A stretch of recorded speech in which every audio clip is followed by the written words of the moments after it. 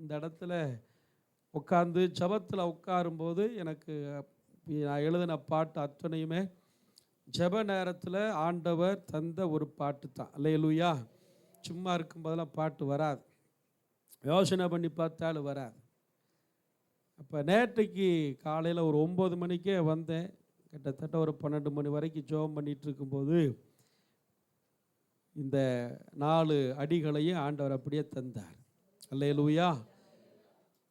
இந்த செய்திக்கு இந்த பாட்டு பொருத்தமாக இருக்கும் அப்படின்னு நான் நினைக்கல. ஆனால் அந்த வரிகளெல்லாம் வந்தப்போ ஆண்டவர் அந்த வார்த்தைகளை உறுதிப்படுத்தினார்.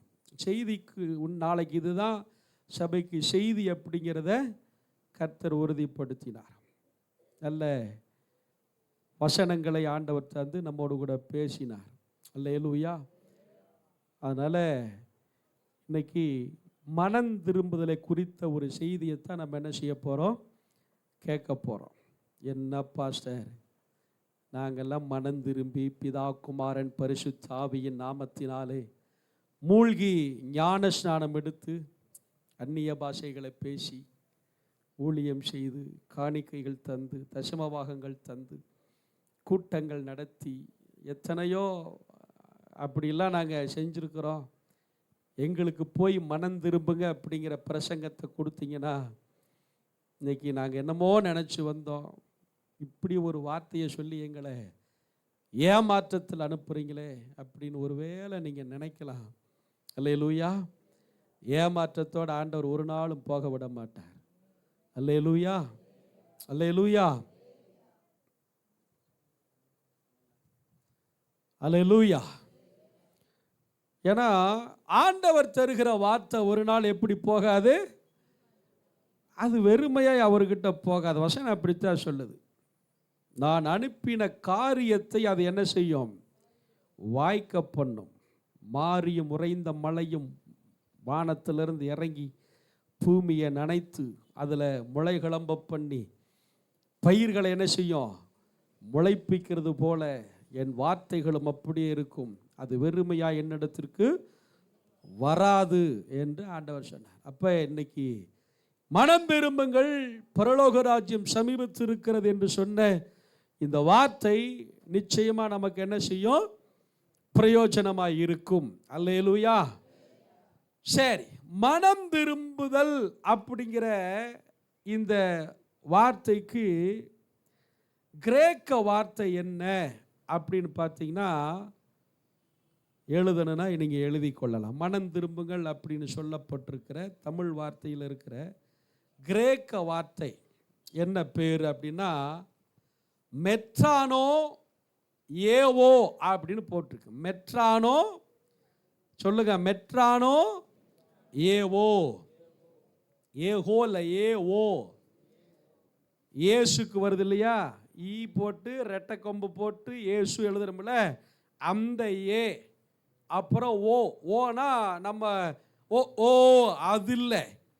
இதுவும் என்னன்னு கேட்டிங்கன்னா ரெட்டை கொம்பு போட்டு வா போட்டு துணைக்கால் போடுவோம் பாருங்க, அந்த ஓ. எகோ எகோவா சொல்கிறோம் இல்லையா, அந்த ஏவோ. மெட்ரானோ ஏவனோ அப்படிங்கிற மாதிரி உட்காந்துருக்குறீங்க. நீங்கள்லாம் உட்காந்துருக்க எப்படி தெரியுமா, மெட்ரானோ அப்போனா மச்சானோ மாமனோ அப்படிங்கிற மாதிரி உட்காந்துருக்கிற மாதிரி இருக்கு. அல்லேலூயா. சொல்லுங்க, மெட்ரானோ ஏவோ. எல்லாரும் சொல்ற வரைக்கும் நான் அதை நிறுத்த போறதில்லை. மெட்ரானோ ஏவோ. எல்லாரும் வாயம் பார்க்கணும், எல்லாரும் வாயம் பார்க்கணும். இங்கே பாரு, மெட்ரானோ ஏவோ.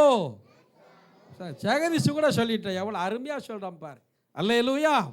சரி, இந்த மெட்ரானோ ஏவோ அப்படிங்கிறதுக்கு என்ன அர்த்தம் அப்படின்னு பார்த்தீங்கன்னா முற்றிலும் திரும்புதல் அப்படின்னு அர்த்தம். முற்றிலும் திரும்புதல் அப்படின்னு அர்த்தம். ஆராதனை முடிச்சு போகும்போது கேட்பேன், மெட்ரானோ ஏவோ அப்படின்னா என்ன அர்த்தம்? இப்பவே பேன் உட்காந்துருக்கிறீங்க எல்லாரும். முற்றிலும் திரும்புதல் அப்படின்னு அர்த்தம். அல்லேலூயா.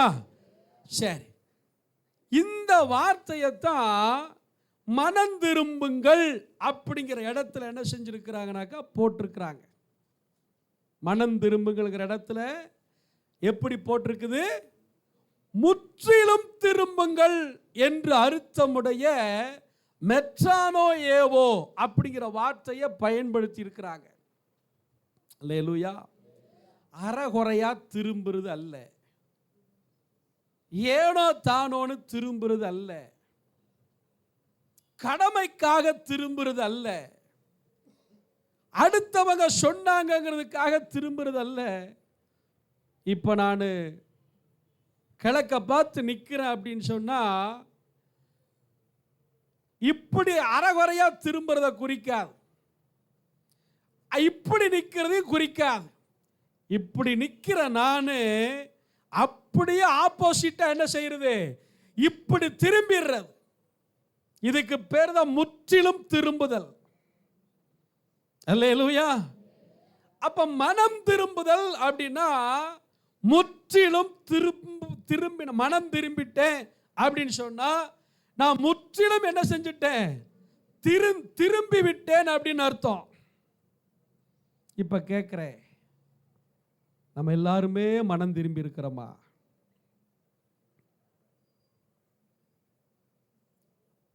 எல்லாரும் மனம் திரும்பி இருக்கிறோமா? ஒருத்தர் வாயை திறக்க மாட்டேங்கிறீங்க. பாரதி, அவரையே பாரதி பார்க்கிற. அப்ப நம்ம இன்னும் என்ன செய்ய வேண்டியது இருக்குது? முற்றிலும் திரும்ப வேண்டியது இருக்குது. அப்ப நமக்கு இன்னைக்கு இந்த பிரசங்க வேணுமா வேண்டாமா? அல்லேலூயா. பாருங்க, எதுல இருந்து நம்ம திரும்பணும் அப்படின்னா, முற்றிலும் எதிலிருந்து திரும்பணும்? நம்ம தீமை செய்கிறதிலிருந்து, பாவம் செய்கிறதிலிருந்து என்ன செய்யணும்? முற்றிலும் திரும்பி நரகத்துக்கு போகிற இவைகளில் இருந்தெல்லாம் என்ன செய்யறது? திரும்பணும். இப்ப திரும்பணும் அப்படின்னு சொன்னா நம்ம ஏதோ ஒரு வழியில போய்கிட்டு இருக்கிற ஆளுதான் என்ன செய்ய முடியும்? திரும்ப முடியும். ஆமாவா இல்லையா? டேய், 3 பேர் சேட்டா பண்ணானா உங்களுக்கு தான் திட்டு. உங்களுக்கு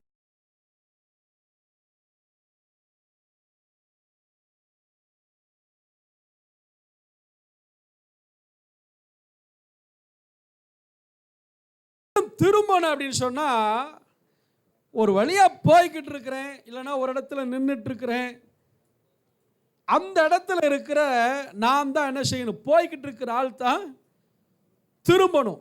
அப்ப எதுல திரும்பணும் அப்படின்னா, விலகி என்ன செய்யணுமா?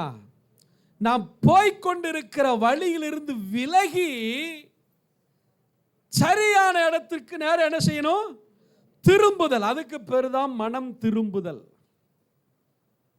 எதுலாம் விலகணும் அப்படின்னு யோசனை பண்ணி பாருங்க. சபை இன்னைக்கு எதுலாம் நான் விட்டு விலகணும் அப்படிங்கிறத நீங்க தான் சிந்திக்கணும். அல்லேலூயா. சரி, இப்போ தீமை, பாவம், அசுத்தம், நரகத்தின் பாதையில் இருந்தெல்லாம் விலகி யார் பக்கம் திரும்பணும்? முற்றிலும் திரும்பணும் அப்படின்னா ஏதோ ஒன்று பார்த்து தான் திரும்பணும். யாரோ ஒரு ஆளை பார்த்து தான் திரும்பணும். இப்போ ஆனந்த் அங்கே போயிட்டு இருக்கிறாருன்னா, தம்பி ஆனந்த் அப்படின்னு கூப்பிட்டா ஆனந்த் யாரை பார்த்து திரும்பணும்? கூப்பிடுறவரை பார்த்து திரும்பணும். இன்னைக்கு ஆண்டவர் நம்மளை பார்த்து கூப்பிடுறாரு. அப்ப நம்ம போகிற வழியை விட்டு விலகி யார் பக்கமாக திரும்ப வேண்டுமானால் கர்த்தர் பக்கமாக திரும்ப வேண்டும். நம்ம அழைக்கிற ஆண்டவர் அவர். மனம் திரும்பும்படி நமக்கு தவணை கொடுக்கிறவர் அவர். மனம் திரும்பும்படி வாய்ப்பு கொடுக்கிறவர் அவர். அவர் நம்ம அழியக்கூடாது என்பதற்காக அவர் நம்ம நரகத்துக்கு போகக்கூடாது என்பதற்காக நமக்கு என்ன செய்யறாருன்னா, நல்ல பாதைகளை காட்டும்படி, நல்ல வழிகளை தரும்படி, அதுல நடக்க நமக்கு கற்றுக் கொடுக்கும்படி நம்மளை கூப்பிடுறார். ஓ சபையே அப்படி நம்மளை என்ன செய்யறாரு, என் மகனே என் மகளே என்று சொல்லி என்ன செய்யறாருன்னா கூப்பிடுறாரு. கூப்பிடுற பக்கம் நம்ம என்ன செய்யணும், திரும்பி நிக்கிறதுல திரும்பி வந்துடணும். கூப்பிடுற பக்கம் திரும்பி வந்துடணும். சில நேரத்தில் சிலரை கூப்பிட்டா என்ன செய்வாங்க தெரியுமா, திரும்பி கூட என்ன செய்ய மாட்டாங்க, பார்க்க மாட்டாங்க. திரும்பி பார்த்தா என்ன செய்யும், எதுக்குடா நமக்கு வம்பு அப்படின்னு போகும். சரி திரும்பி பார்த்தா தான், கூப்பிட்டா திரும்பி தான் பார்க்க மாட்டேங்கிறாங்க, காது கேட்காத மாதிரி போயிட்டு இருக்கிறாங்க அப்படின்னு நினச்சி செல் எடுத்து கூப்பிட்டான்னு வைங்க. செல் எடுத்து இன்னைக்கு தான் ஈஸியாக இருக்குது இல்லையா, மனுஷங்களை எப்படி வேணாலும் நம்ம என்ன செஞ்சுக்கலாம், அவங்களோட மனநிலைமை இன்னைக்கு அறிஞ்சிக்கலாம். கூப்பிட்டு பார்த்துட்டு திரும்பி கூட பார்க்கல அப்படின்னா என்ன செய்யறது, உடனே அவன் நம்பர் எடுத்து ஒரு போனை போடுவான். போனை போட்டாக்கா அவன் கூப்பிடுற ஆளுக்கு தெரியும், யார் நம்மளை கூப்பிடுறாங்கன்னு அந்த ஆளுக்கு தெரியும். ரைட், இவன் கூப்பிட்டா நம்ம திரும்பி பார்க்கல, உடனே என்ன பண்ணுறாங்க, போன் எடுத்து இப்போ நம்மளை கூப்பிட்றான், போனை எடுத்தோம்னு சொன்னால் நம்ம என்ன செஞ்சிருவோம், மாட்டிடுவோம் அப்படின்ட்டு போனை என்ன செய்ய மாட்டாங்க, எடுக்க மாட்டாங்க. அவங்க பாட்டுக்கு போட்டு போய்கிட்டே இருப்பாங்க. திருப்பி நேரம் இருந்தால் கூப்பிடுவாங்க, இல்லைன்னா கடைசி வரைக்கும் என்ன செய்ய மாட்டாங்க. ஆண்டவர் சொல்றாரு, நீ போகிற வழியை விட்டு விலகி, சரியில்லாத வழியில் போகிற அந்த வழியை விட்டு விலகி நான் அவனை சரியாக நடத்தும்படி கூப்பிடுறேன். நீ என் பக்கமாக திரும்பி என்னிடத்திற்கு என்ன செஞ்சிரு, வந்துரு. அல்லேலூயா, வந்துரு. அதைத்தான் ஆண்டவர் சொல்றாரு அந்த இடத்துல, மனம் திரும்புதல். அப்படி ஒரு மனுஷன் பயங்கரமான ஒரு பயங்கரமான கோபக்கார். ஒரு நாள் ஆண்டவர் அறிஞ்சு ரட்சிக்கப்பட்டார். ரட்சிக்கப்பட்ட உடனே ஞானஸ்நானம் கொடுக்கணும். அவருக்கு ஞானஸ்நானம் கொடுக்கும்போது பாஸ்டர் தண்ணியில் இறக்கி என்ன செய்கிறாரு, அவருக்கு ஞானஸ்நானம் கொடுக்கறதுக்கு ரெடி ஆயிட்டார். எல்லாம் சொல்லிட்டார், மரணம் பிரிக்கிற வரைக்கும் ஆண்டவரை விட்டு என்ன செய்ய மாட்டேன், விலக மாட்டேன் அப்படின்னு சொல்லி. அப்புறம் மூக்கை பிடிச்சி உள்ள முக்கணும்ல, முக்கும்போது ஒரு கையை மட்டும் மேலே தூக்கிட்டார். ஒரு கையை மட்டும் மேலே தூக்கிட்டார். தலையிலிருந்து உடம்பெல்லாம் முங்கிருச்சு, கை மட்டும் என்ன செய்யலை. உங்களை பாஸ்டர் என்ன பிரதர் இப்படி பண்ணிட்டீங்க, எல்லாம் முங்கணும், என்ன செய்யணும், எல்லாம் முங்கணும், அப்போ தான் அதுதான் ஞானஸ்நானம். அவருக்கு சொல்கிறாரு, எனக்கு தெரியும் பாஸ்டர் எல்லாம் முங்கிருச்சு அப்படின்னா அதான் ஞானஸ்நானம், அதான் உண்மையான ஞானஸ்நானம். எல்லாம் முங்கிருச்சு அப்படின்னா பழைய மனுஷன் எல்லாம் என்ன செஞ்சுட்டான், செத்து புதிய மனுஷன் உள்ள வெளியே வந்துட்டா அப்படி எனக்கு தெரியும். ஆனால் நான் ஞானஸ்நானம் எடுத்துட்டேன் அப்படின்னா நான் ஒருத்தனை அடிக்க வேண்டியது இருக்குது. அவனை என்ன செய்ய முடியாது, அடிக்க முடியாது. அவனை என்னைக்கு என் கண்ணில் சிக்கிறானோ அன்னைக்கு அவனை சப்புன்னு அரைஞ்சிட்டு என்ன செஞ்சிடறேன், அதுக்கப்புறம் இந்த கையை நான் முக்கிக்கிறேன் அப்படின்னாரா. இதுக்கு பேர் மனம் திரும்புதலா? இதுக்கு பேர் மனம் திரும்புதலா? ஏன், நான் கிறிஸ்துவோடு கூட சிலுவையில் அறையுண்டேன். இப்போ பிழைத்திருக்கிறது நான் அல்ல, எனக்காக மரித்து உயிர்த்த கிறிஸ்துவுக்காகவே நான் என்ன செய்திருக்கிறேன், பிழைத்திருக்கிறேன். அல்லேலூயா, அல்லேலூயா.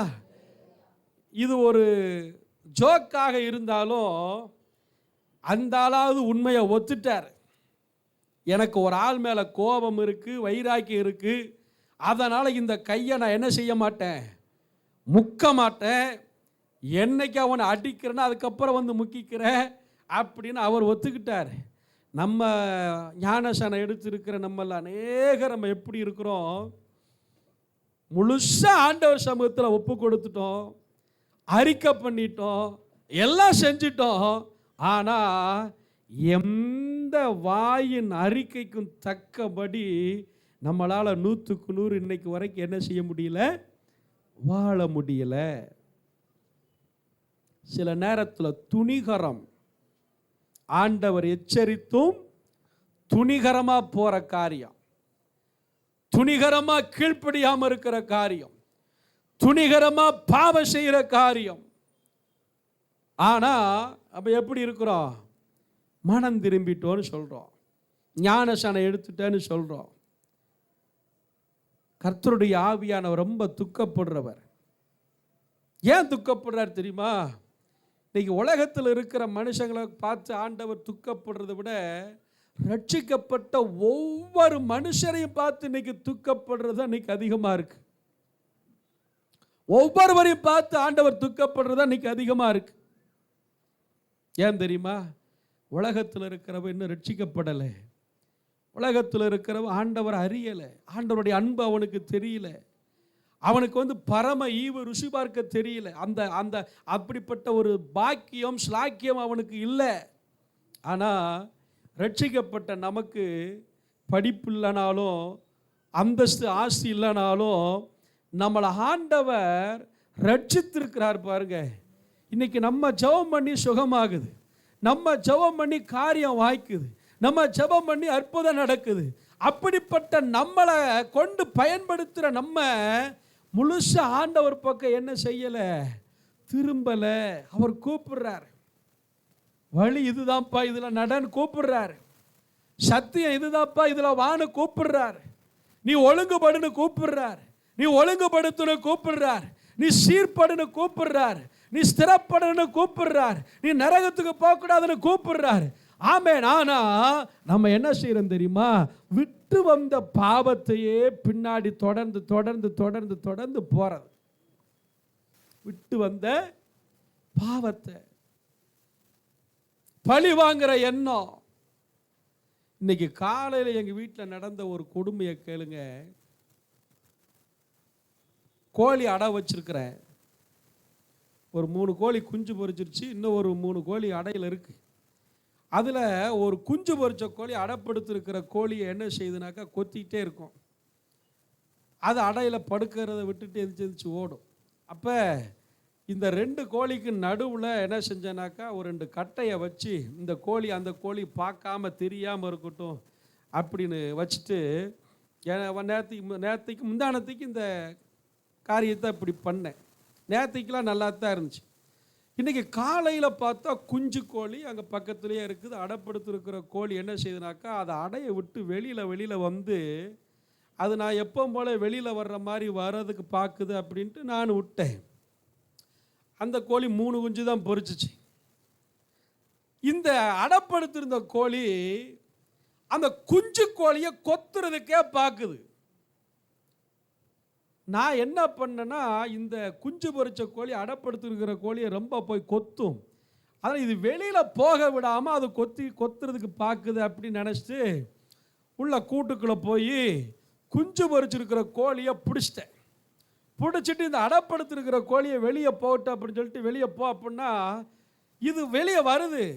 வந்துச்சு வெளியில் போகும்னு சொல்லி பார்த்தா இது குஞ்சுகளை கொத்துறதுக்கு வருது. என்னடா இது இத்தனை நாள் பண்ணாத சேட்டை இன்னைக்கு வித்தியாசமாக பண்ணுது அப்படின்ட்டு அந்த கோழியை தூக்கி என்ன செஞ்சுட்டேனாக்கா மறுபடி கூட்டுக்குள்ளே அந்த அடைப்படுத்திருக்கிற இடம் அந்த முட்டையில் கொண்டு விடலான்னு சொல்லிட்டு போனால் அந்த பலகை என்ன பண்ணியிருக்குது, இந்த அடைப்படுத்திருந்த கோழியுடைய முட்டையில் அப்படியே உளுந்து அதில் ஒரு 2-3 குஞ்சுகள்லாம் நல்லா பொரிக்கிற ஸ்டேஜில் இருந்த குஞ்சுகள்லாம் என்ன செஞ்சிருச்சுன்னா செத்து, அந்த முட்டை ஒரு 6 முட்டை தான் அதில் இருந்தது. அந்த முட்டையெல்லாம் பார்த்தீங்கன்னாக்கா உடஞ்சி ஒரு முட்டை கூட அதில் உருப்படி அல்ல. இந்த கோழி அந்த குஞ்சுகளை பார்க்குது, இந்த குஞ்சை பார்க்குது. நான் நல்லா கவனிக்கிறேன், இந்த குஞ்சை பார்க்குது, அந்த குஞ்சை பார்க்குது. இங்கே செத்த நிலைமையில் கிடக்கிற இதையும் பார்க்குது, அதை என்ன செய்யுது பார்க்குது.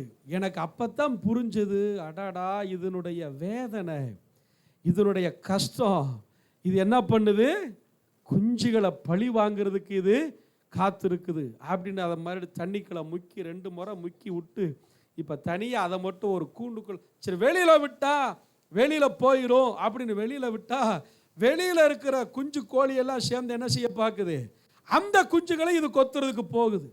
இதனுடைய நினைப்பு என்ன, கடைசியில் பார்த்தா எனக்கு குஞ்சு இல்லை, இந்த குஞ்சுகளெல்லாம் நான் என்ன செய்ய போகிறேன், கோழிக்கு கூட பழி வாங்குற எண்ணம் பாருங்கய்யா. இன்றைக்கி அந்த கூட்டுக்குள்ளே போட்டு என்ன செஞ்சுருக்கிறேன்னா, மேலே ஒரு கல், நல்ல கல். ஏன்னா இதுக்கு இருக்கிற கோபத்துக்கு ஒரு இந்த இரும்பு நம்ம பாத்திரம் கழுவி போடுவீங்க இல்லையா, ஸ்டீலில், அதைத்தான் தூக்கி வச்சுருக்கிறேன். அதை அடைச்சி மேலே ஒரு பெரிய கல்லை தூக்கி வச்சுட்டு வந்திருக்கிறேன். அதை நான் விட்டுட்டு வந்திருந்தேன்னா இன்றைக்கி உள்ளாங்க இருக்கிற ஒரு 15 குஞ்சு இருக்குது, எத்தனை குஞ்சு சாகுமே எனக்கு தெரியாது. மனம் திரும்புதல் இல்லை அப்படின்னா பழி வாங்குற எண்ணம் என்ன செய்யும், வரும். முற்றிலும் திரும்பலன்னு சொன்னா பழி வாங்குற எண்ணம் வரும். முற்றிலும் திரும்பலன்னு சொன்னா நம்முடைய வாழ்க்கை ஒரு நாட்டம் பிடித்த வாழ்க்கையா மாறும். அல்லேலூயா.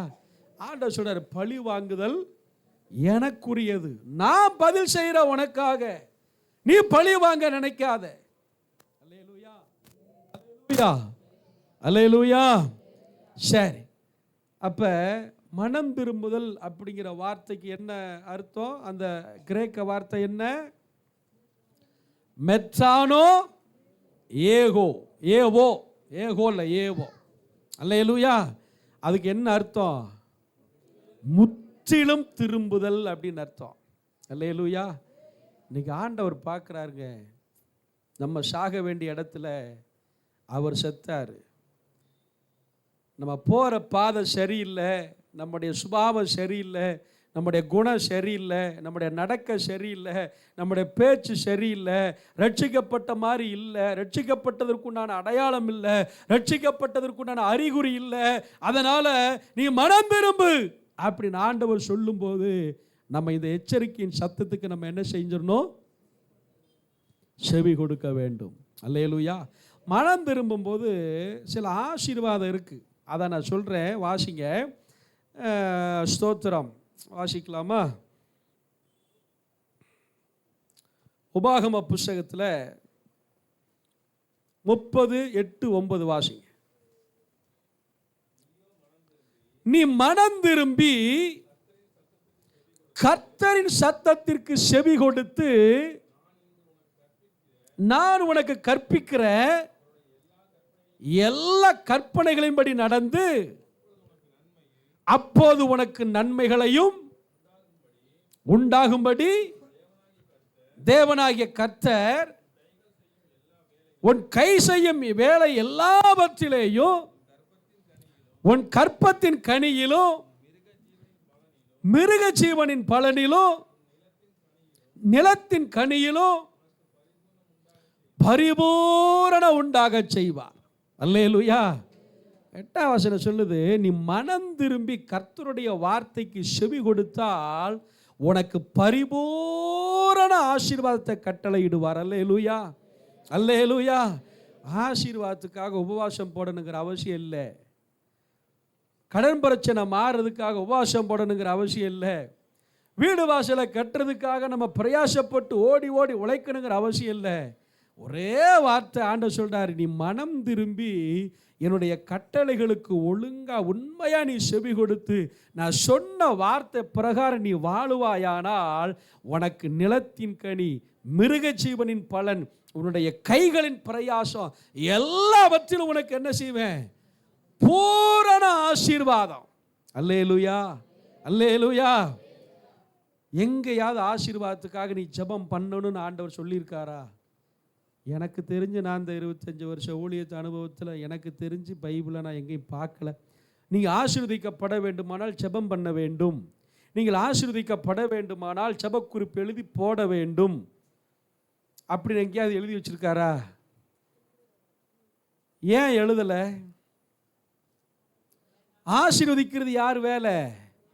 அது அவர் வேலை. ஆசீர்வதிக்க வேண்டியது அவர் வேலை. நம்ம சொல்கிறோம், என் பிள்ளைக்கு என்ன தேவைன்னு எனக்கு தெரியாதா? என் பிள்ளைக்கு என்ன படிக்க வைக்கணும்னு எனக்கு தெரியாதா? என் பிள்ளைக்கு எப்படிப்பட்ட மாப்பிள்ளை பார்க்கணும், பொண்ணு பார்க்கணும் அப்படிங்கிற எனக்கு தெரியாதா? இல்லைன்னா ஆண்டவருக்கு தெரியாதா? தெரியாதா? தெரியாதா?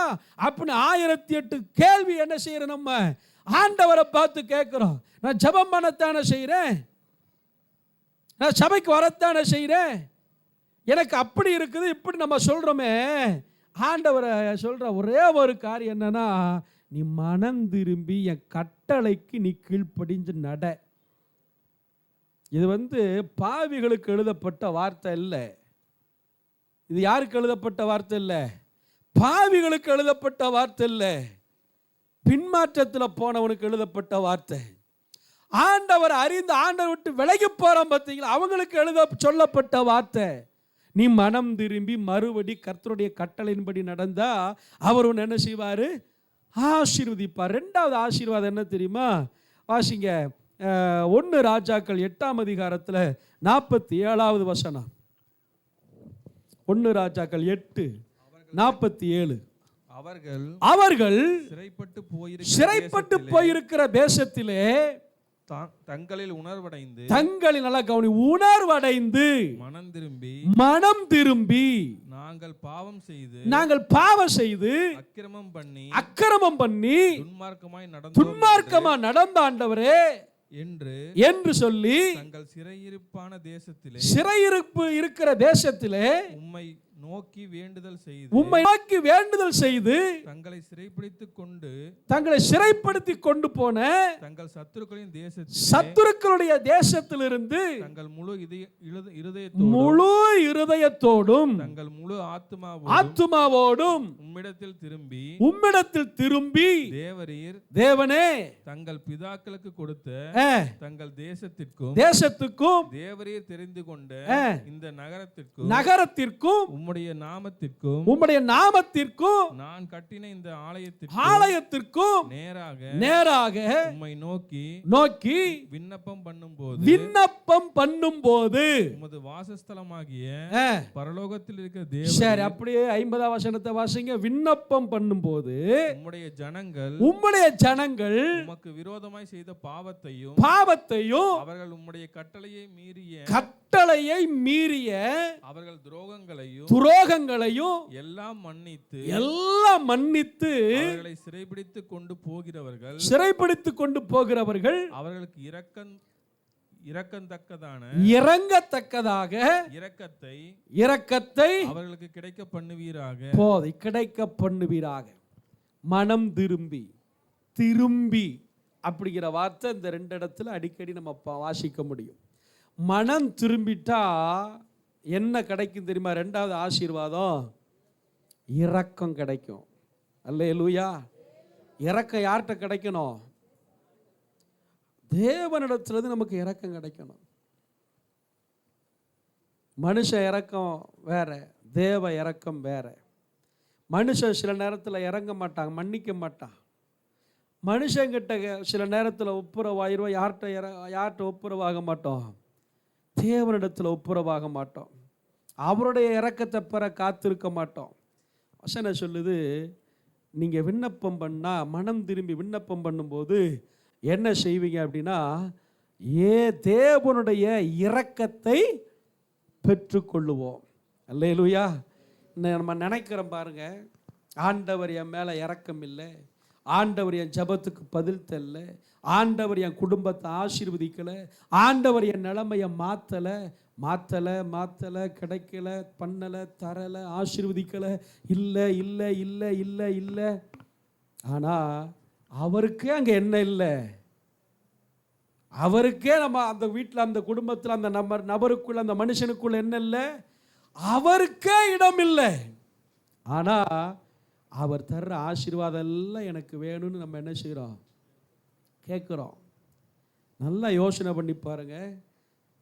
100க்கு 100 மனம் திரும்பி அவருடைய கற்பனைகளின்படி நடக்கிற மனுஷனை ஆண்டவர் ஒரு நாளும் ஆசீர்வதிக்காமல் இருக்கிற தேவனே இல்லை.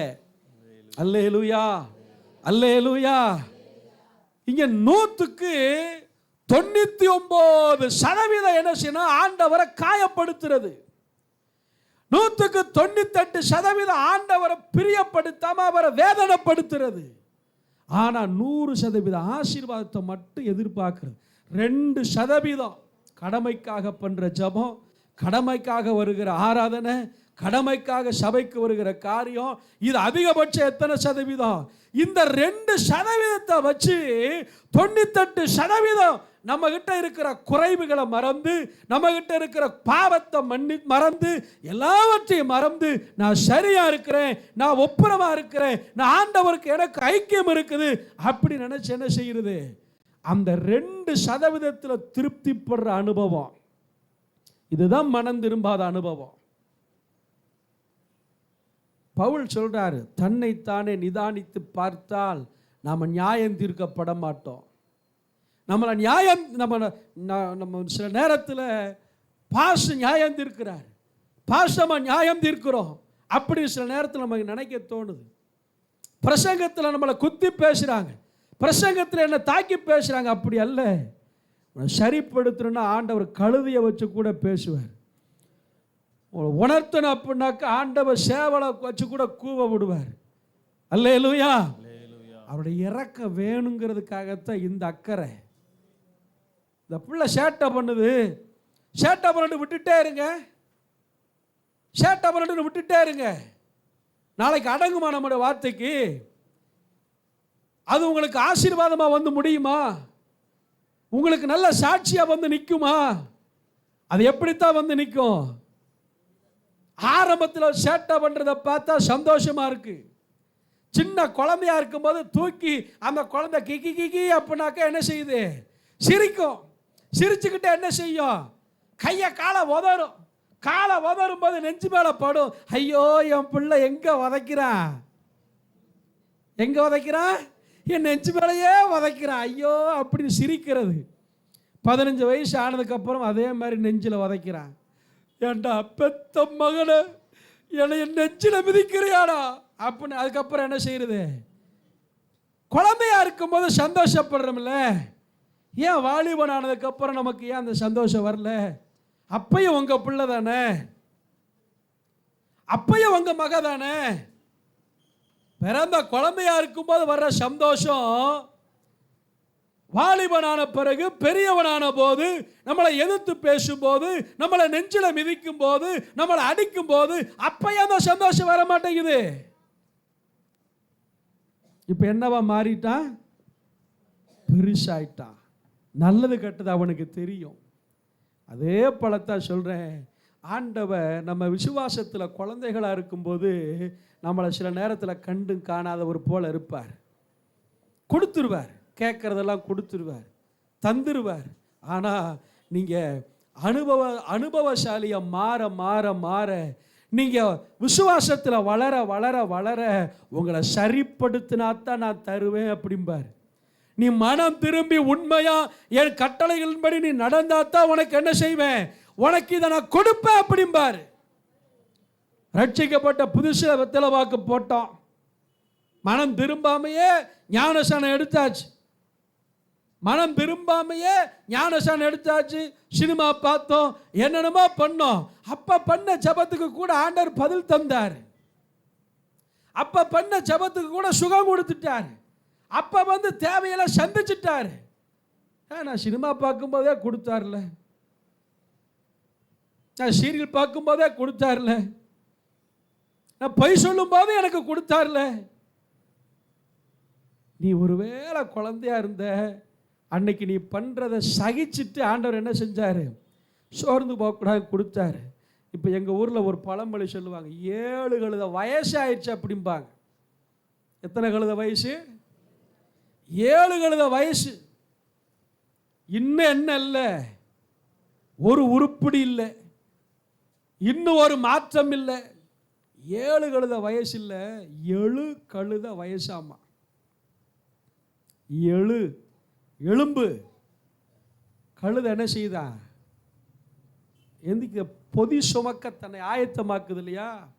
அதுதான் 7 கழுத வயசு. ஒரு குறிப்பிட்ட நாளுக்குள்ள, வருஷத்துக்குள்ள, மாசத்துக்குள்ள அந்த கழுதை என்ன ஆயிருது? தன்னை தயார்படுத்துது. சுமை சுமப்பதற்கு, உழைப்பதற்கு அது என்ன ஆயிருது? தன்னை தயார்படுத்தி கொள்ளுகிறது. அதைத்தான் சொல்லுவாங்க 7 கழுத வயசு. 7 கழுத வயசு இல்லை. அல்லேலூயா. அப்ப அத்தனை வயசு ஆயும் இன்னும் ஆவியில நம்ம அத்தனை வருஷம் ஆயும் நம்ம வந்து இன்னும் நான் அப்படித்தான் இருப்பேன் அப்படின்னா, ஆண்டவர் நீ அப்படியே இரு, நான் என்ன செய்கிறேன் அப்படியே இருக்கிற அப்படிம்பார். 2%, 1.5%, 1% நம்ம ஆண்டவரை தேடுறதை வச்சு கர்த்தர் என்ன செய்கிறவர் அல்ல, மயங்குறவர் அல்ல. இதிலிருந்து மனம் திரும்பணும். இதில் மனம் திரும்பினோம்னா அவருடைய இரக்கம் திரும்ப நமக்கு கிடைக்கும். 3வது ஒரு ஆசீர்வாதம் என்ன தெரியுமா? யோபு 22:23 வாசிங்க. யோபு 22:23. நீர் சர்வ வல்லவரிடத்தில் மனம் திரும்பினால் நீர் சர்வ வல்லவரிடத்தில் மனம் திரும்பினால் திரும்ப கட்டப்படுவீர். போதும், திரும்ப. அல்லேலூயா சொல்லுங்க. இன்னைக்கு ஏன் கட்டப்படல? ஏன் கட்டப்பட முடியல? அவரிடத்துக்கு திரும்பல. இன்னும் என்ன செய்யல? மனம் திரும்பல. அவர்கிட்ட வரல, முழுசா வரல. அமாவாசை மாசத்துக்கு ஒரு நாள் வர்ற மாதிரி, பௌர்ணமி மாசத்துக்கு ஒரு நாள் வர்ற மாதிரி என்ன செய்யுது? ஆண்டவரை தேடுறோம். அப்படி இருக்கும்போது என்ன செய்ய மாட்டேங்குது? குடும்பமும் கட்டப்பட மாட்டேங்குது, பொருளாதாரமும் கட்டப்பட மாட்டேங்குது, ஆசீர்வாதம் கட்டப்பட மாட்டேங்குது.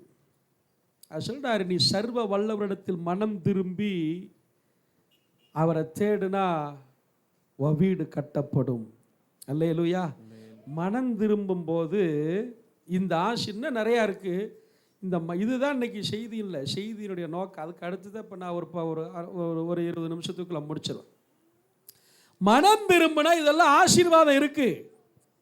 எதுல இருந்து மனம் திரும்பணும்? எதுல இருந்து மனம் திரும்பணும்?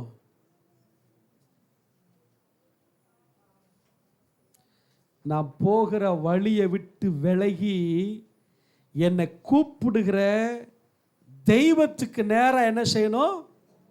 நான் திரும்பி வரணும். அதுக்கு பேரு தான் மனம் திரும்புதல். அல்லேலூயா.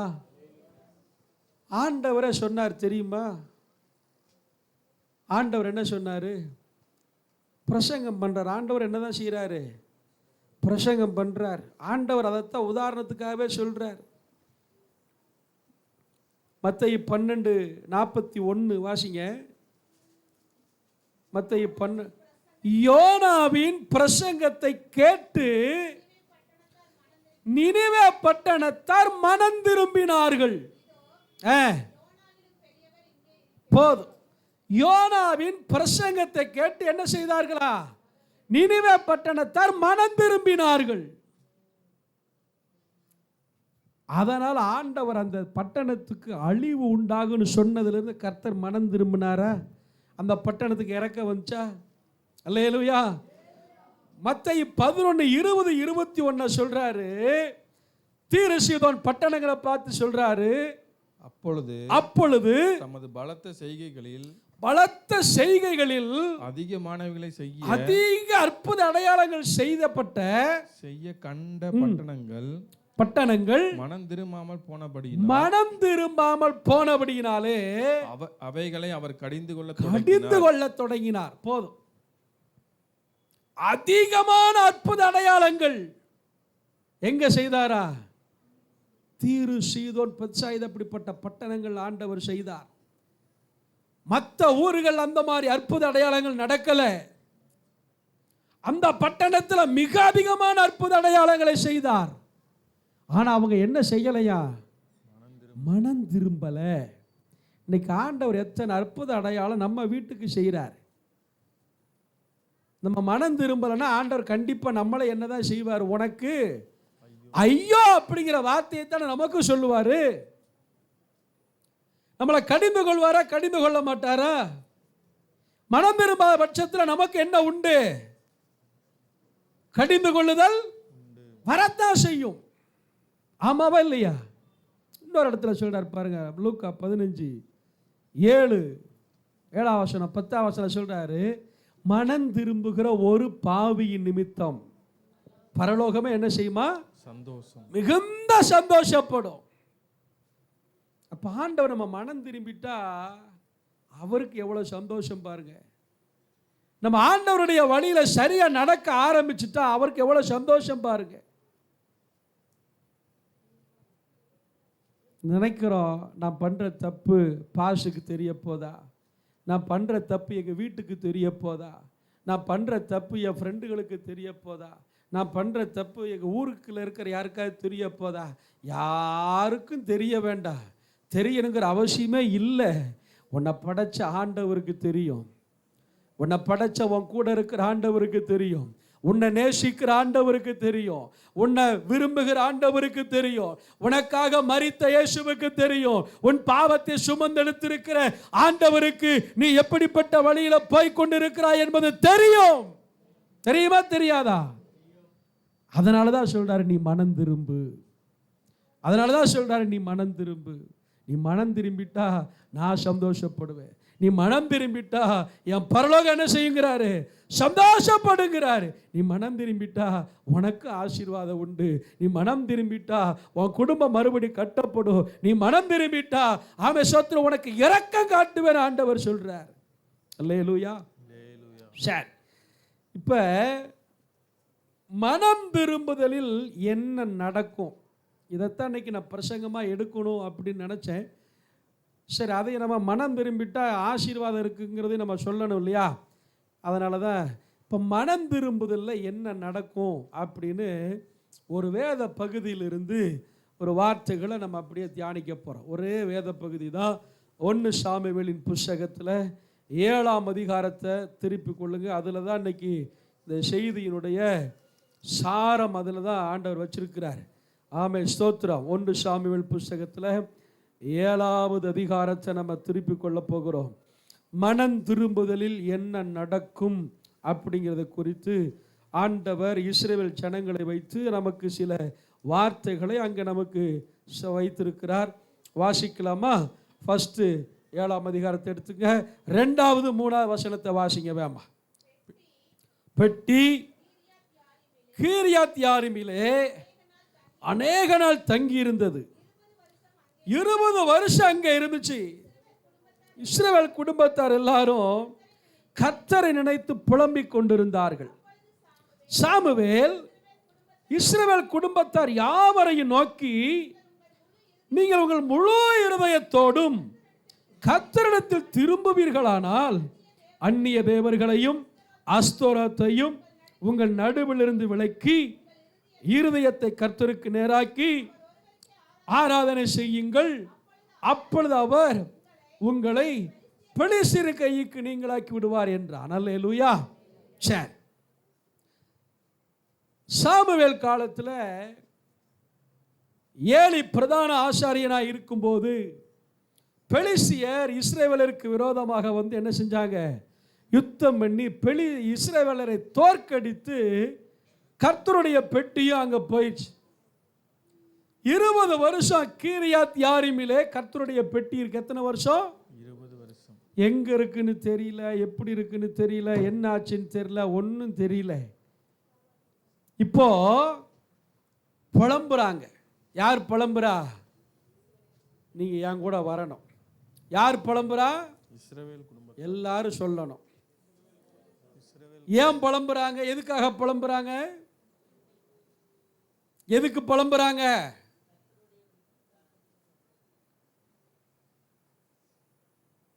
ஏன் புலம்புறாங்க? கர்த்தருடைய பெட்டி காணோம். இப்ப சொல்லுங்க, ஏன் புலம்புறாங்க? கர்த்தருடைய பெட்டியை காணவில்லை. ஓய் அடையப்பா, ஏன் புலம்புறாங்க?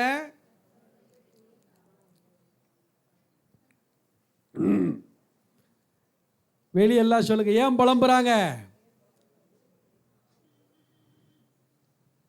ஏயா புலம்புற, பேச்ச நிறுத்தியா அப்படிங்கிற மாதிரி இருக்கு.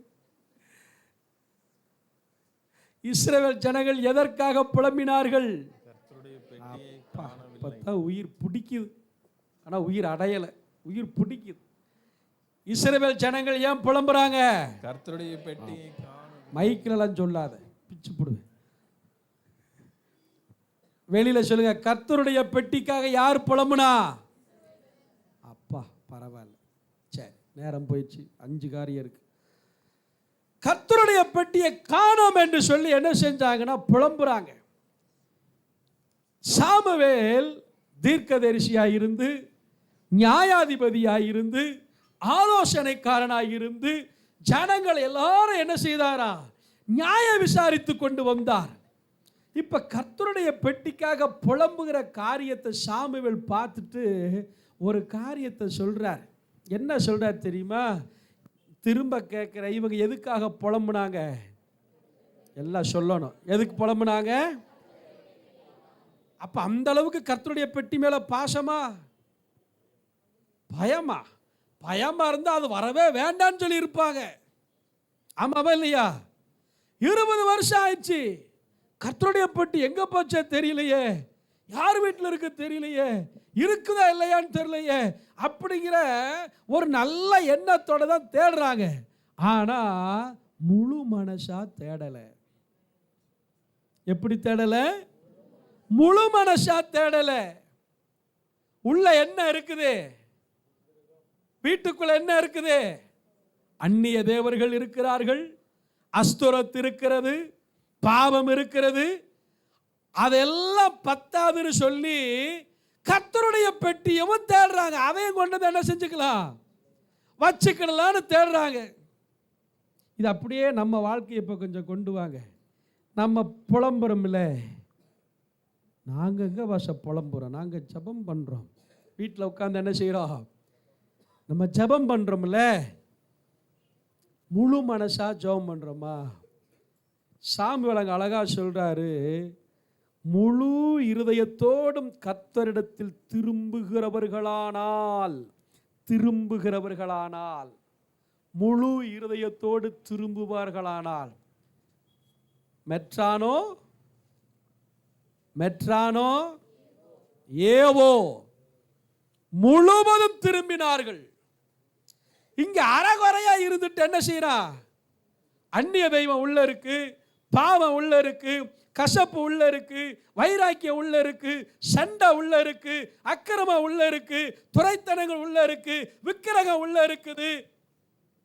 எல்லாம் உள்ள இருந்துட்டு நம்ம பண்ற ஜெபம், நம்ம கூப்பிடுற கூப்பாடு என்ன செய்ய மாட்டேங்குது? தேவ சமூகத்தில் திருப்தி அளிக்க மாட்டேங்குது ஆண்டவருக்கு. ஒரு உண்மையான மனம் திரும்புதல் என்ன நடக்கும் தெரியுமா?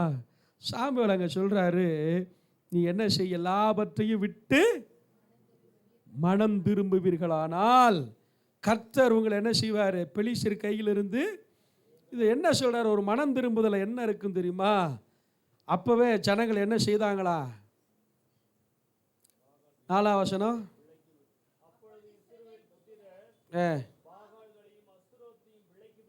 விலக்கிவிட்டு போதும். அல்லேலூயா. உண்மையான மனம் திரும்புதல் என்ன இருக்கும் தெரியுமா? கர்த்தர் அருவருக்கிற காரியங்கள் எல்லாம் விளக்கப்பட்டு போகும். உங்ககிட்ட போய் சொன்னோம் பார். அல்லேலூயா, அல்லேலூயா.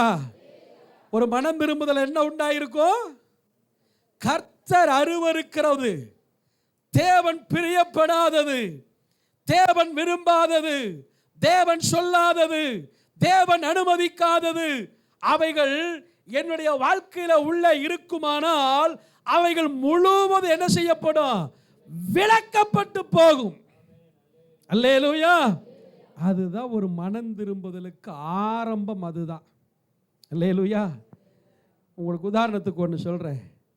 சாப்பிடும், ஒரு சாம்பாரை ஊற்றி சாப்பிட்றோன்னு வைங்க, இல்லைனாக்கா நல்ல கறி குழம்பு ஊற்றி சாப்பிட்றோன்னு வைங்க, இல்லைனாக்கா மீன் குழம்பு ஊற்றி சாப்பிட்றோன்னு வைங்க. ஏதாவது ஒன்று சொல்லுங்க பாஸ்டர். ஏன் பத்தியா நேரத்தில் இத்தனையை சொல்லி எங்களுக்கு ஆண்டவர் எல்லாத்தையும் ஆயத்தப்படுத்தி இருக்கிறார்கள் விசுவாசத்தோடு நான் சொல்கிறேன். அல்லேலூயா, அல்லேலூயா. சரி, இப்போ கறி குழம்புக்கே வருவோம். எச்சு வருதாம்மா? சரி, உங்கள் வாய் அப்படி சொல்லுது. சரி, அல்லேலூயா. இப்போ நம்ம கடைக்கே போகிறோம், வீட்லேயே என்ன செய்கிற சாப்பாடை போட்டு கறி குழம்பு ஊற்றுறோன்னு சொன்னால் இந்த கறியில் என்னென்னலாம் இருக்கும்? பாவம், நீங்கள்லாம் தானியல் பரம்பரை, தானியலுடைய சந்ததி, வெறும் மரக்கறிகள். உங்களெல்லாம் என்ன சொல்லனே தெரியல. கறி குழம்பு ஊற்றுனா கறியில் என்னென்னலாம் இருக்கும்? உங்களெல்லாம் பார்த்தா வீட்டில் சோறே ஆக்காத பொம்பளைங்க மாதிரிலாம் உட்காந்துருக்கீங்க. இருங்க, நம்மள்கிட்ட வருவோம். சொல்லுங்கய்யா. கொழுப்பு இருக்கும், எலும்பு இருக்கும், ஈரல் இருக்கும், சவ்வு இருக்கும். இது எல்லாத்தையும் சாப்பிடுவோமா? எனக்கெல்லாம் சில ஆளுக கருதிங்கிறத பார்த்தா அவ்வளோ கோபம் வரும். 1/2 கிலோ வாங்கியிருந்தா அவங்க தட்டில் ஒரு 400 கிராம் அவங்களுக்கே போடுறேன்னு வைங்க, 400 கிராமில் 300 கிராம ஒதுக்குவாங்க. அப்படியே ஒதுக்குவாங்க. ஏன் இதெல்லாமா சாப்பிடுவாங்க? சரி, இதெல்லாம் எப்படி சாப்பிட்றீங்க அப்படிம்பாங்க. நம்மளை சாப்பிட்றாள் பார்த்து என்ன செய்யறது? சரி, இதெல்லாம் எப்படி சாப்பிட்றீங்க? வாயில் தான் சாப்பிட்றாங்க அப்படி நம்ம பதில் சொல்லணும். ஏன் அப்படின்னா, பிடிக்காததெல்லாம் என்ன செய்கிறாங்க, அதை போடும்போதே இதெல்லாம் எனக்கு வேண்டான்னு சொல்ல மாட்டோம். போட்டதுக்கப்புறம் என்ன செய்கிறது? அதை தூக்கி தூக்கி அப்படி எரிஞ்சிருவோமா? சாப்பிடும் போது தூக்கி தூக்கி எரிஞ்சிருவோமா? என்ன செய்யறது? இல்லை, இலையிலையோ தட்டிலையோ என்ன செய்யறது? அப்படியே ஓரம் கட்டுறது, விலக்கி வைக்கிறது. மனம் திரும்புதலுடைய முதல் அனுபவம் என்னன்னா, அது முற்றிலும் நம்மளை விட்டு போகாது. சொல்கிறேன் சரியா? உடனே நம்ம என்ன செஞ்சுட்டோம், 100% சரியாயிட்டு அப்படிலாம் கிடையாது. நம்ம தட்டில் தான் இருக்கும், நம்ம இலையில தான் இருக்கும். ஆனால் நமக்கு அது பிடிக்கலை அப்படின்னு என்ன செய்யறாத அப்படியே விலக்கி வைப்போம். அல்லேலூயா. சீரியலை கொஞ்சம் அப்படியே விலக்கி வைப்போம், கோபப்படுறத கொஞ்சம் விலக்கி வைப்போம், டென்ஷன் ஆகிறத விலக்கி வைப்போம், கெட்ட வார்த்தை பேசுறத விலக்கி வைப்போம். அது அப்பனா அது எங்கே இருக்குது? யாருக்குள்ள இருக்கு? எங்க இருக்குது? உள்ள இருக்குது. இதை வெளியே கொண்டு வரக்கூடாது அப்படின்னு ஆவியானவர் என்ன செய்யறார்? நம்மளை அடக்குன்னு அடக்க வைக்கிறார். ஆனால் அது என்ன செய்யலை, முற்றிலும் அழியலை. இதை அவங்க சாமுவேல் சொல்றாரு, இதெல்லாம் விலக்கி வை, வேண்டாததெல்லாம் என்ன செய்ய விலக்கி. மனம் திரும்புதலுடைய முதல் அனுபவம் உங்களுக்கு நான் இன்னைக்கு சொல்றேன். வேண்டாத குப்பையெல்லாம் உள்ளத்துக்குள்ள இருந்துச்சு அப்படின்னா, நீங்க மனம் திரும்பணும்னு நினைச்சீங்கன்னா அதெல்லாம் உங்களுக்கு ஆகாது, அதெல்லாம் உங்களுக்கு அருவருப்பானது அப்படின்னு என்ன செஞ்சிடணும்? விளக்கிடணும். அல்லேலூயா. அஸ்தரத் அப்படின்னா என்ன அர்த்தம் தெரியுமா?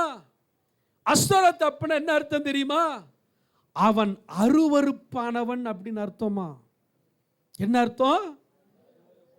ஆமா, விண்ணரசி அப்படின்னு ஒரு பேர் இருக்குது. ஆனா அதை எப்படி கூப்பிடணும், அதற்கு அர்த்தம் என்ன அப்படின்னா, அவன் அருவருப்பானவன் அர்த்தம். அல்லேலூயா, அல்லேலூயா.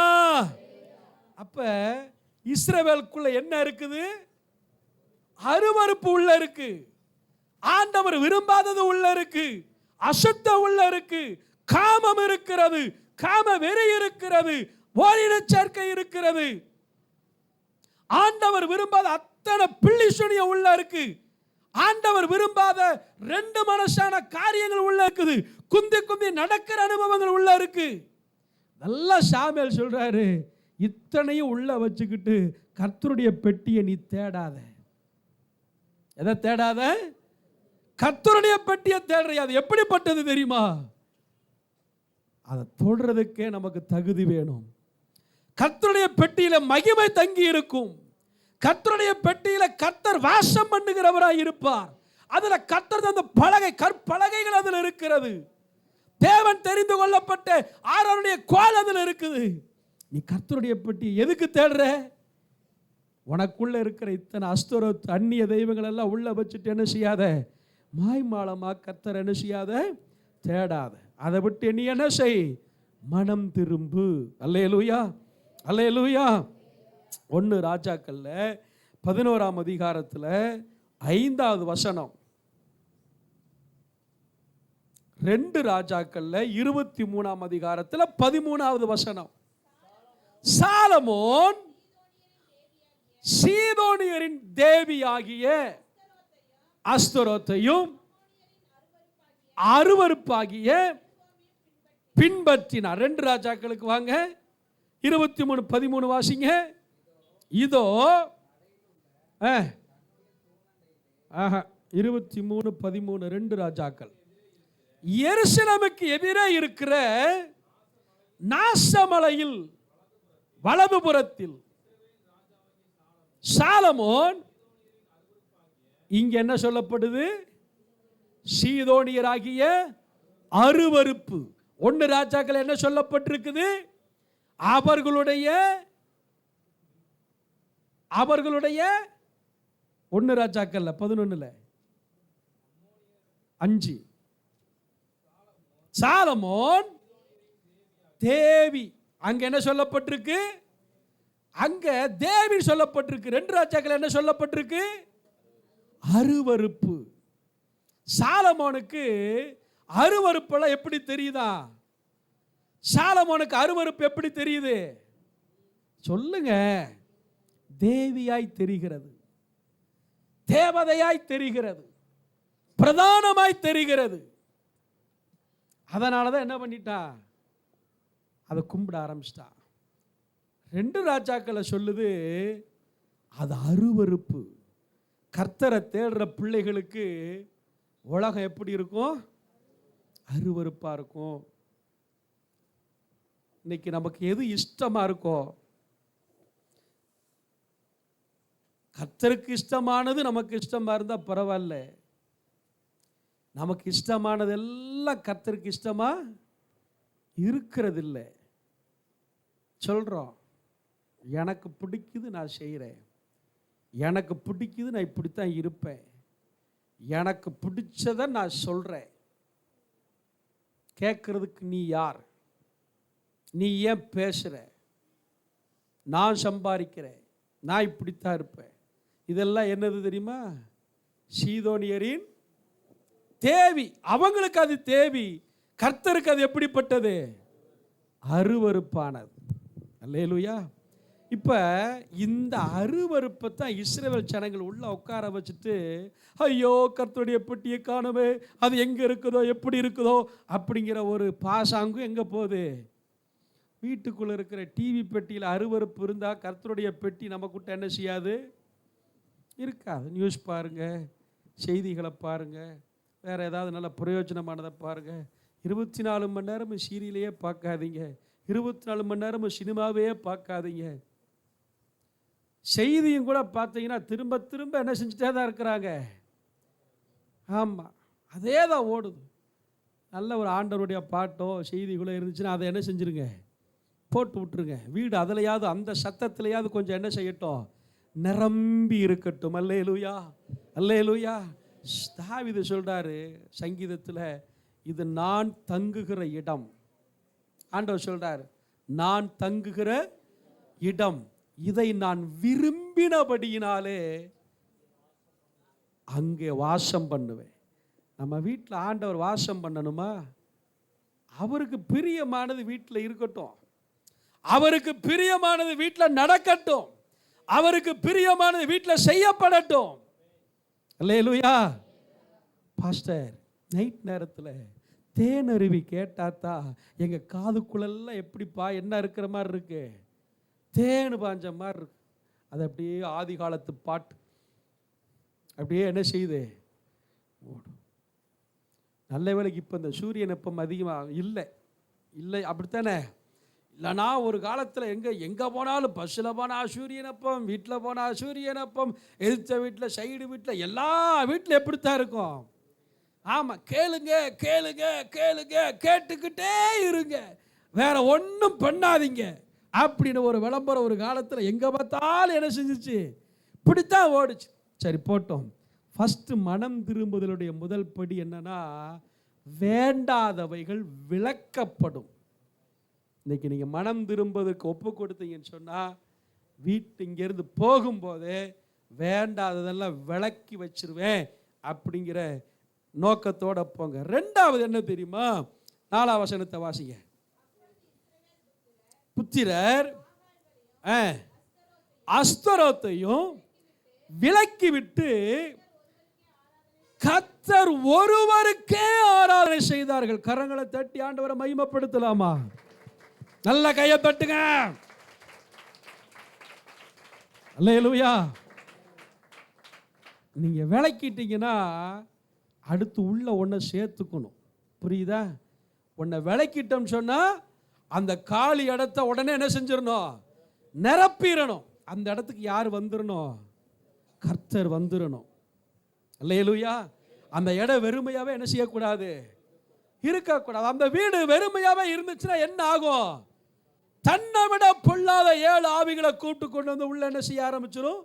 உட்கார ஆரம்பிச்சிடும். அப்போ விளக்கிட்டீங்கன்னா அடுத்து உள்ள கொண்டு வந்து சேர்த்து என்ன செஞ்சிடணும்? ஆண்டவரை அவருக்கு இடம் கொடுத்துடணும். ஆண்டவர் சொல்கிறாரு, வாசப்படியில் நின்று என்ன செய்கிறேன்? நான் கதவை, என் சத்தத்தை கேட்டு ஒருத்தன் உள்ள வந்தா அவனுக்குள்ள நான் என்ன செய்வேன்?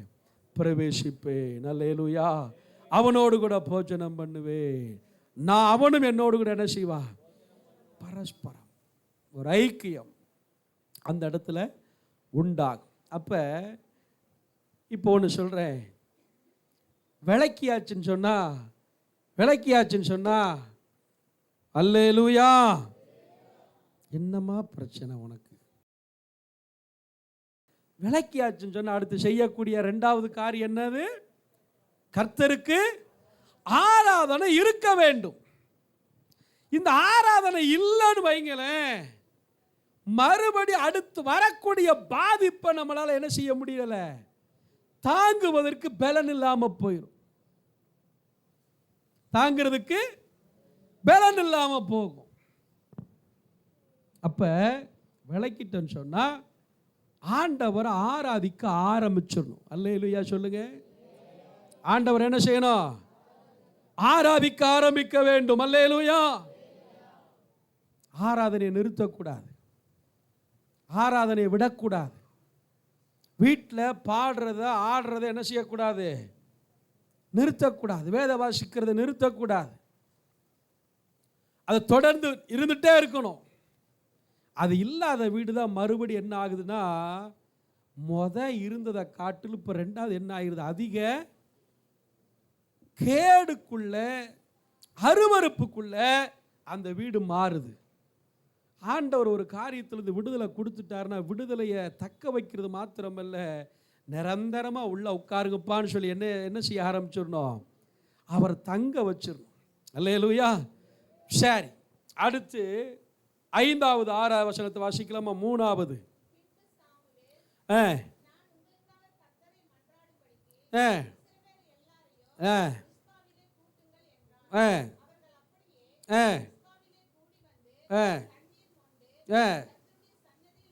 ஊற்றி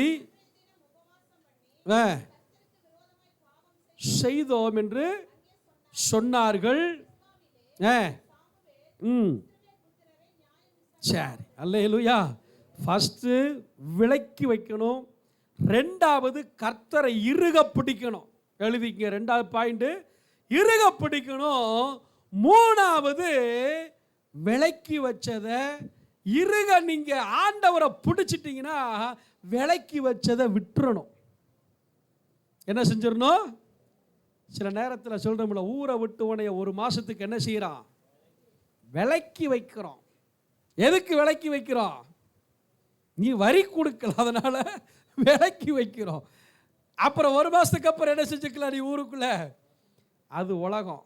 ஆண்டவர் சொல்றாரு, நீ விலக்கி வச்சுட்டேன்னா ஆண்டவரை இறுக பிடிச்சுக்கோ.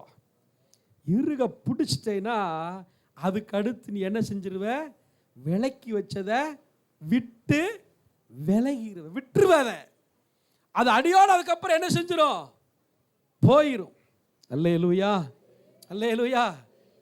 எப்படி இதை சொல்றேன்னா, 6வது வசனத்தில் அழகா சொல்றார் பாருங்க. அன்றைய தினம் உபவாசம் பண்ணி கர்த்தருக்கு விரோதமாக பாவம் செய்தோம் என்று அங்கே சொன்னார்கள். பாவ அறிக்கை. நீதிமொழிகளை வாசிக்கிற இல்லையா? தன் பாவங்களை மறைக்கிறவன் வாழ்வடைய மாட்டான், அறிக்கை செய்து விட்டு விடுகிறவனா இரக்கம் பெறுவான். அல்லேலூயா. சில பாவத்தை, சில மனித ஐக்கியத்தை, சில உறவுகளை விட்டுறது கொஞ்சம் எப்படித்தான் இருக்கும்? எப்படித்தான் இருக்கும்? கஷ்டமாக தான் இருக்கும். முகஸ்துதி பார்த்தோம்னு சொன்னால் ஆண்டவர் நம்மளை என்ன செஞ்சிருவார்? கை விட்டுருவார். அல்லேலூயா. சில காரியத்தை விட்டுறணும். ஆண்டவர் விட சொல்லிட்டாருன்னா என்ன செஞ்சிடணும்? விட்டு விலகிடணும். அல்லேலூயா, அல்லேலூயா, அல்லேலூயா சொல்லு. அல்லேலூயா. சரி, நல்லா உட்கார். என்ன செஞ்சிடணும்? விட்டு விலகி. அதை பின்னாடியே மறுபடியும் என்ன செய்யக்கூடாது? இழுத்துக்கிட்டே வரக்கூடாது. அல்லேலூயா. இதுதான் மனம் திரும்புதலுக்கு இருக்கிற 3வது காரியம். 4வது 7-8 வாசிங்க. ஏன்னா நேரம் போயிடுச்சு, அதனால தான் நான் டக்குன்னு சொல்றேன். இஸ்ரவேல் புத்திரர் மிஸ்பாவிலே கூடி வந்ததை பெலிஸ்தியர் கேள்விப்பட்ட போது அதிபதிகள் எதிர்த்து வந்தார்கள். கேட்டு பெலிஸ்தர் நிமித்தம் பயப்பட்டு சாமுவேலை நோக்கி, நம்முடைய தேவனாகிய கர்த்தரிடத்தில் ரட்சிக்கும்படிக்கு எங்களுக்காக அவரை நோக்கி ஓயாமல் என்ன செய்யும்? வேண்டிக் கொள்ளும். அல்லேலூயா. நீங்க எல்லாத்தையும் விட்டு விலகிட்டீங்கன்னு வைங்களேன், அதுக்கடுத்து ஒரு படம் உங்களுக்கு ஆப்போசிட்டா எழும்பும். என்ன எழும்பும்? ஒரு படை எழும்பும். நீ இந்த பாவத்தை விட்டு விட்டாயா? நீ விட்டாலும் நான் உன்னை என்ன செய்ய மாட்டேன். சொல்லுங்க, நான் உன்னை விடமாட்டேன் அப்படின்னு என்ன செய்யும்? அப்படியே கொஞ்சம் கவர்ச்சி என்ன செய்யும்? ஆமா, கொஞ்சம் மெருகேத்தி நமக்கு முன்னாடி வந்து என்ன செய்யும்? நிற்கும். அல்லேலூயா. அப்படி நிற்கும் போது வாங்க அப்படின்னு என்ன செஞ்சிடக்கூடாது? ரத்தன கம்பளை விரிச்சிடக்கூடாது. அல்லேலூயா. பாவ அறிக்கை பண்ணியாச்சு, விடுதலை வாங்கியாச்சு, பாவ மன்னிப்பு நிச்சயம் வந்துருச்சு, ஆண்டவருடைய பாவத்தை மன்னிச்சிட்டாருங்கிற உறுதி வந்துருச்சு.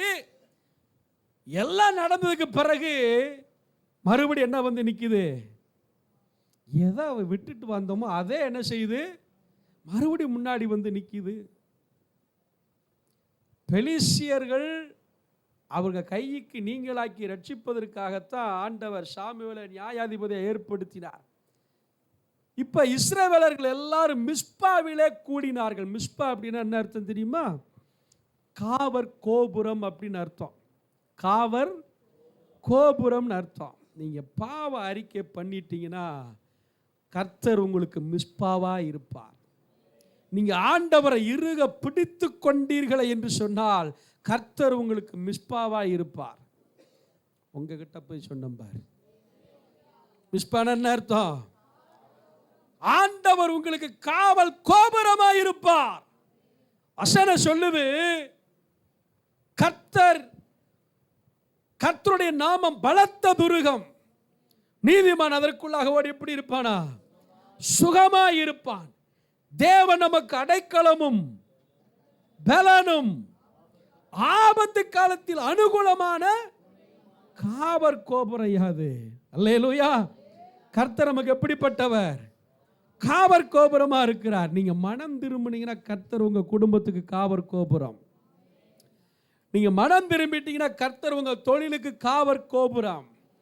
நீங்க மனம் திரும்பிட்டீங்கன்னா உங்க பிள்ளைகளுக்கு ஆண்டவர் காவல் கோபுரம். அல்லேலூயா. சத்திவேலு அல்லேலூயா. ஆமா, இனி யாரை விட்டு வைக்கிறதுல பேரை சொல்லிட வேண்டிதான். அல்லேலூயா. சரி, அப்ப இந்த பெலிஸ்தர் என்ன செய்யறாங்க? தேவ ஜனத்துக்கு விரோதமா என்ன செய்யறாங்க? வருகிறார்கள். வரும்போது இவங்களுக்கு தெரியும், இந்த பெலிஸ்தியரை நான் தொடர்ந்து மேற்கொள்ளணும் அப்படின்னா என்ன ஜபம் தான் தேவை? இதுக்கு என்ன ஜபம் தேவை? பெலிஸ்தியர் நம்மளை மேற்கொள்ளக்கூடாது அப்படின்னா ஓயாத ஜபம். அல்லேலூயா சொல்லுங்களேன். என்ன ஜபம்? கையை உயர்த்தி சொல்லுங்க. ஓயாத ஜபம், ஓயாத ஜபம். பவுல் அதனாலதான் சொல்றார், இடைவிடாமல் ஜபம் பண்ணுங்கள். சொல்லுங்க, சோர்ந்து போகாமல் ஜபம் பண்ணுங்கள். பரிசுத்த ஆவிக்குள்ளே ஜபம் பண்ணுங்கள். கருத்தாய் ஜபம் பண்ணுங்கள். இந்த ஜெபத்துக்கு மிகுந்த பலன் உண்டு. அல்லேலூயா, அல்லேலூயா, அல்லேலூயா. அப்ப மனம் திரும்பும் போது நடக்கிற 4வது காரியம் என்ன தெரியுமா? ஓயாத ஜெபம் இருக்கும். ஜெபத்தை ஜெபிக்காம இருக்க முடியாது. மனம் திரும்பின ஆளுகள்லாம் ஓயாம ஜெபம் பண்ணுவாங்க. ஆமாவா இல்லையா? ஓயாத ஜெபம் யாரை துரத்தும் தெரியுமா? பெலிஸ்தியரை துரத்திரும். சரி, 5வதாக வாசிக்கலாமா? 10. செலுத்தும் போது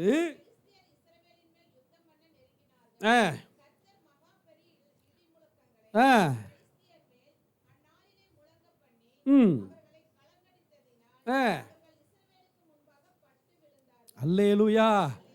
நல்ல கவனிங்க. ஏசாயாவில் ஒரு வசனம் இருக்கு, ரொம்ப சூப்பர் வசனம். சத்துரு வெள்ளம் போல் வரும்போது, நான் நிறுத்திட்டா நீங்க முடிக்கணும்னு சொன்னேன். சத்துரு வெள்ளம் போல் வரும்போது ஆவியானவர் கொடியேற்றுவாரா? மீதி இருக்கிற வசனத்தை யார் சொல்றது? ஆவியானவரை வந்து சொல்லுவாரு. அவனுக்கு விரோதமாய், இப்ப சொல்லுங்க, சத்துரு வெள்ளம் போல் வரும்போது, மீதிய சொல்லுங்கன்னு சொன்னேன். சத்துரு வெள்ளம் போல் வரும்போது கர்த்தருடைய ஆவியானவர் அவனுக்கு விரோதமாய் கொடியேற்றுவார். அல்லேலூயா. உங்களை போய் முன்னாடி நில்லுன்னு சொல்லல. உங்களுக்கு விரோதமா சத்துரு வெள்ளம் போல் வரும்போது ஆவியானவர் என்ன, அவனுக்கு விரோதமாய் கொடியேற்றுவார். இங்க அப்படியே நடக்குது. பாத்தீங்களா? இங்க அப்படியே நடக்குதா நடக்கலையா? சாமுவேல் சர்வாங்க தகன பலி செலுத்திட்டு இருக்கிறாரு. இஸ்ரவேலர்கள் எல்லாரும் இப்போ ஒரே இடத்துல கூடி உட்கார்ந்து இருக்கிறாங்க. யுத்த வீரர்கள், யுத்த வீரம் இல்லாதவங்க, ஆண்கள், பெண்கள், குழந்தை எல்லாம் உட்கார்ந்து இருக்கிறாங்க. பெலிஸ்தியர் நினைக்கிறா எல்லாரும் மிஸ்பாவில் இருக்கிறாங்க, ஒருத்தனை மிஸ் பண்ணாம என்ன செஞ்சிடலாம், போட்டு தள்ளிடலாம் அப்படின்ட்டு வர்றான். எப்படி இருக்கு பார்த்தீங்களா? மிஸ்பா, மிஸ் பண்ணாத. பெலிஸ்தியருடைய நினைப்பு எப்படி? இந்த வாய்ப்பை மிஸ் பண்ணாத. சொல்லுங்களேன், பக்கத்தில் இருக்க மிஸ் பண்ணாத சொல்லுங்க. எதை மிஸ் பண்ணாத? காவர் கோபுரத்தை மிஸ் பண்ணாத சொல்லுங்க. காவர் கோபுரம் என்ன? நான் சொல்றது அப்படியே சொல்லுங்க. காவர் கோபுரம்னா என்ன? நான் கேட்டா நீங்க காவர் கோபுரம்னா என்ன அப்படிங்கிறீங்க. காவர் கோபுரம்னா என்ன? மிஸ்பா, அதை மிஸ் பண்ணக்கூடாது. அல்லேலூயா. சரி, இவங்க மிஸ்பாவை மிஸ் பண்ணல, அவங்க பெலிஸ்தியரை மிஸ் பண்ண, சாரி, இஸ்ரவேலர்களை மிஸ் பண்ணக்கூடாதுன்னு என்ன செய்யறான்? நினைச்சு அப்படியே உள்ள வந்தான் பாருங்க. இப்ப ஆவியானவர் அங்கே இருந்து கொடியேற்றுகிறார். வாங்கடா வாங்க அப்படின்னு என்ன செய்யறாரு? இடி முழக்கங்களையும் மின்னல்களையும் புறப்பட பண்ணி அவர்களை கர்த்தர் என்ன செய்தாரா? கலங்கடித்தார். அல்லேலூயா. நான் சொல்றேன், மனம் திரும்பிட்டீங்கன்னா, நீங்க ஓயாம ஜெபம் பண்ணும்போது, மனம் திரும்பும் போது, உங்களுக்கு விரோதமாக எழும்பி வருகிற பெலிஸ்தியரை நீங்க முறியடிக்கணுங்கிற அவசியமே இருக்காது. உங்க ஒரே வேலை என்ன தெரியுமா? காவல் கோபுரத்துக்குள்ள இருங்க, போதும். கர்த்தர் எல்லாவற்றையும் பார்த்து கொள்வார், கலங்கடிப்பார். அல்லேலூயா. என்ன செய்வார்? கலங்கடிப்பார், சிதறடிப்பார், ஓடி போவார்கள், உங்களுக்கு முன்பாக பட்டு விழுவார்கள். உங்ககிட்ட போய் சொன்ன பாரு, கையை தட்டி இருக்க வேண்டாம் என்னையார நல்லா. அல்லேலூயா. சரி, அடுத்த வசனத்தை வாசிக்கிறீங்களா?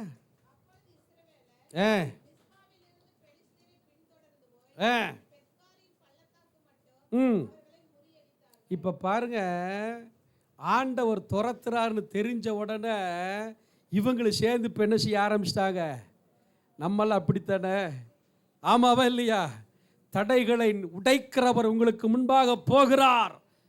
உங்ககிட்ட போய் சொன்ன பாரு, வேண வேடிக்கையாக பார்த்துட்டு இருக்கிறீங்களே. ஆவியில் அப்படியே அந்த நம்ம கூட அந்த ஆவியில் வந்தாத்தான் என்ன செய்யாது, அடுத்த வெளிப்பாடுகளை ஆண்டவர் தந்துட்டே இருப்பார். அல்லேலூயா. தடைகளை உடைக்கிறவர் நமக்கு முன்னாடி போறார் அப்படிங்கிறத கேள்விப்பட்ட உடனே பின்னாடி இருக்கிற இஸ்ரவேலர் எல்லாரும் யாரை துரத்த ஆரம்பிக்கிறாங்க? பெலிஸ்தியரை துரத்துறாங்க. இவனை பார்த்து தான் பயந்தான் இவ்வளோ நேரம். இவனை பார்த்து தான், ஐயா சாமியால் ஐயா, பாஸ்டர் ஐயா, எங்களுக்காக என்ன செய்யுங்க, ஓயாம ஜெபம் பண்ணுங்கன்னு இப்பதான் சொன்னான். ஆனா இப்ப சிதறடிக்கப்பட்டு ஓடின சாமியால் ஐயாவா, நாங்களே துரத்துவோம் அந்த பிசாச அப்படின்ட்டு என்ன செய்ய ஆரம்பிச்சிட்டாங்க, ஓடி பின்னாடி துரத்துறான் பாருங்க. அப்படியே உட்காருங்க, எவன் கையிலேயே வெத்தலையும் பாக்கம் கொடுத்து உட்கார வச்ச மாதிரியே உட்கார்ந்துருக்கிறீங்க. சோத்திர ஆண்டவரே. சரி, வர வர உயிர்ப்பிக்கப்படுவோமாக. அல்லேலூயா. அதுக்கு அடுத்து வசனத்தை வாசிக்கிறீங்களா? 11. சாமுவேல்